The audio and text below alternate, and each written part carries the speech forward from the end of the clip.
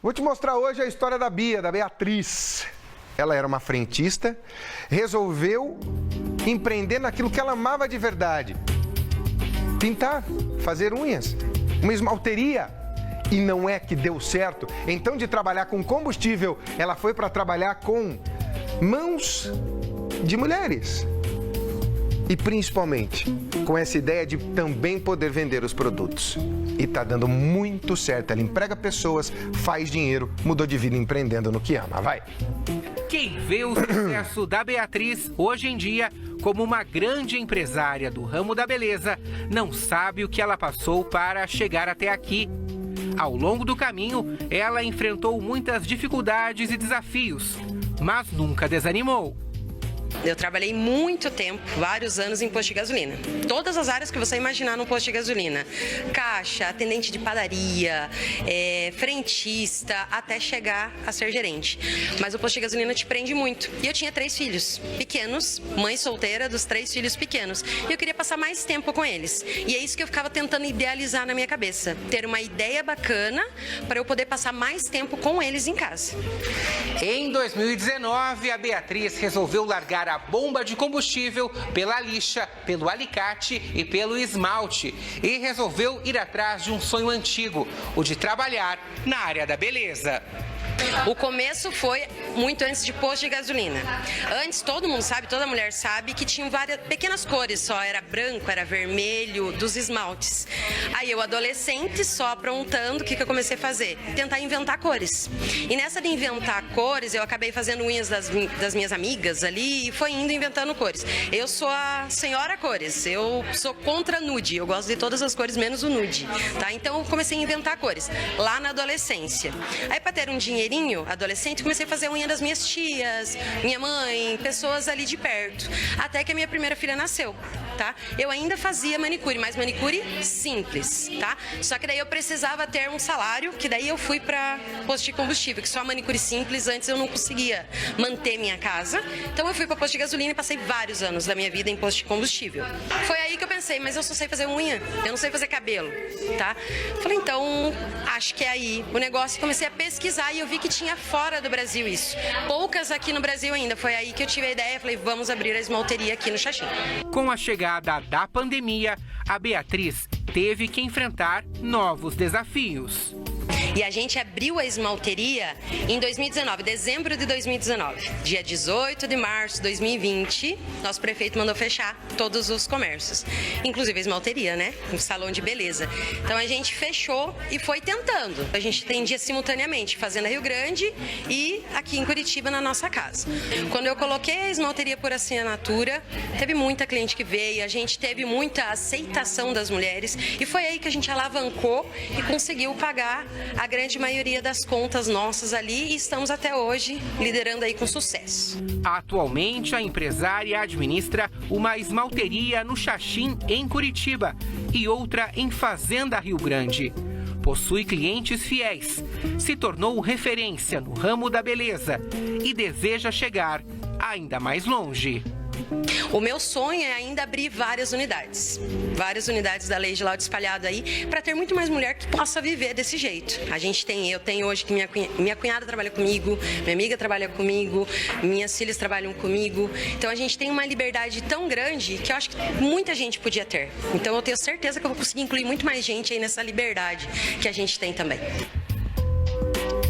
Você vê, né? Uma ideia dela, uma criação, pode? Uma criação de necessidade dela que dá certo do jeito que deu. Professor Daniel, pode comentar? Um amigo, tudo certo? Tudo. Professor, é isso, né? A gente, às vezes, cria uma solução para uma necessidade nossa, sem perceber que isso atinge muito mais gente, né? E a história dela é inspiradora por diversos pontos, né? Primeiro porque, apesar dos 3 filhos, das dificuldades... Não parou, né? Ela foi trabalhar num posto de gasolina para enfrentar a vida, percebeu que o talento dela podia ser manifesto naquilo que ela gostava de fazer desde a adolescência, se preparou, montou um pequeno negócio, enfrentou a pandemia, criando esse sistema por assinatura, provavelmente restaurante, atendendo nos domicílios, abriu o estabelecimento dela e está prosperando. Com inovação, com coragem, com dedicação. É uma história inspiradora. Parabéns para Beatriz. Né? Agora, professor, já está com a segunda esmalteria dela aberta, empregando pessoas. Como é que a gente monta um negócio desse? Porque é um sonho de menina. É um sonho de menina, pois é. Acreditar nos sonhos é principalmente colocá-los em ação. Né? E praticar, né? E saber que, como qualquer construção, começa no primeiro tijolo, no alicerce, bem montado, né? Sim. E aí a condição de crescer sempre é maior. Eu queria que o professor falasse um pouquinho para a gente sobre isso. Porque, normalmente, o que a gente tem ideia de empreendimento? Eu tenho que começar grande. Tem gente que precisa ter tudo preparado para começar. Não é o contrário. Você começa e vai atendendo as demandas conforme elas surgem. Né? Muitas vezes até com improviso, mas sem perder a coragem, sem perder a determinação. Sabe que um amigo meu falou uma vez e fala até hoje, ele fala que empreender, meu amigo, é pular no penhasco sem o paraquedas. No meio do caminho você acha ele. Menos isso. Você vai achando ele, esse não deu, joga, pega outro, é assim. Tenta se agarrar numa rocha, umas pontos lá e tal. E vai chegar onde você quer, arranhado, mas chega. Tem um amigo que diz que a gente deve fazer o que pode com o que tem e onde está. Né? E eu digo assim, o que tem pode ser inclusive medo. Vai com medo mesmo. Eu queria que você falasse um pouquinho sobre isso, professor, porque a gente confunde muito medo com covardia. Não tem essa, né? Tá com medo, vai com medo mesmo, que a gente não pode ser covarde quando você empreende. Exatamente. Né? E o medo, ele ajuda você a ter alguns filtros que servem para a tua própria segurança. Proteção, medo é proteção. Exatamente, proteção. O medo não é um fator negativo. Agora, não justifique que você não fez as coisas por ter medo. Isso aí é covardia. Eu acho que a covardia está em usar o medo como desculpa para não fazer aquilo que a gente gostaria de fazer. Professor, você falou que o primeiro é pôr um tijolinho. Vamos lá, quando eu tenho a ideia de um negócio, muitas das vezes eu não consigo ter nem o conhecimento técnico para fazer os planejamentos necessários, eu simplesmente começo. Esse é o primeiro tijolinho? Esse pode ser o primeiro tijolinho, mas eu acho que o principal é que ela identificou o mercado. Né? Você identificar, ela foi esperta, né? Você identificar que aquilo que você sabe fazer, gosta de fazer, quer fazer, é uma necessidade para alguém, porque é aí que está a oportunidade. Se você não identifica a necessidade, a possibilidade é sempre menor. E a questão do planejamento, etc., é super importante, mas a grande maioria dos empreendedores, eles começam com muita coragem, com pouco medo, muito trabalho, né? E quando percebem que precisa organizar, que para crescer tem que... Aí eles vão para o planejamento. Muitos, inclusive, contratam consultoria. Eu mesmo, semana passada, estava numa empresa lá em outro país. No Chile, no Chile, né? Ajudando uma empresa que começou assim, na coragem, né? O empresário que começou no susto. Assim, ele fazia tudo, ele consertava a van dele, ele trocava pneu, ele trocava óleo, ele fazia fazia comida e vendia. Assim, é impressionante a história dele. E aí a esposa, que entrou no negócio junto com ele desde o início, também se dedicando, assim, fazendo as coisas todas que precisavam ser feitas. E hoje estão com uma empresa super bem sucedida e no crescimento muito rápido sentiu a necessidade de um planejamento e nos chamou o mestre para fazer lá. Chamou o mestre Daniel Poit. E foi maravilhoso. Professor, assim, para a gente finalizar, nós temos um minutinho.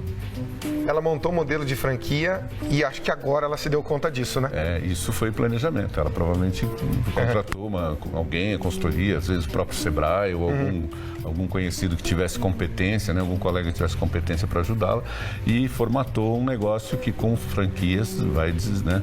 Nós temos no Paraná o exemplo de uma das franquias mais bem-sucedidas do mundo, que é o Grupo Boticário. Né? Maior perfumaria do planeta. Que entrou no mercado altamente competitivo. Quando o Boticário começou no mercado de cosméticos, o Brasil tinha marcas extremamente consagradas, entre elas a Natura, a Avon e tantas outras que se encolheram face do tamanho e crescimento que o Boticário teve. É isso, né? Hoje, por exemplo, é a maior perfumaria do mundo, tem lojas em Paris, coisa que ninguém nunca imaginava e muita gente não sabe, mas até o Silvio Santos tem a ver com aqueles perfumes, aquele rótulo de perfume tradicional, ele comprou, o dono do Boticário comprou do Silvio Santos. Exatamente. Porque o Silvio comprou para fazer uma empresa, ele queria a Jequiti lá atrás, não sabia o que fazer. Professor, obrigado. Obrigado, querido. Um abraço. Uma ótima semana a todos. Que vem. Valeu. Para nós. E a você, muito obrigado pelo carinho da sua audiência. Você viu só histórias emocionantes aqui hoje. Aqui assim, é um programa de chorão. A gente volta amanhã a partir da 1h20 da tarde. Sorte e paz. Tchau. Que isso dá uma sugestão.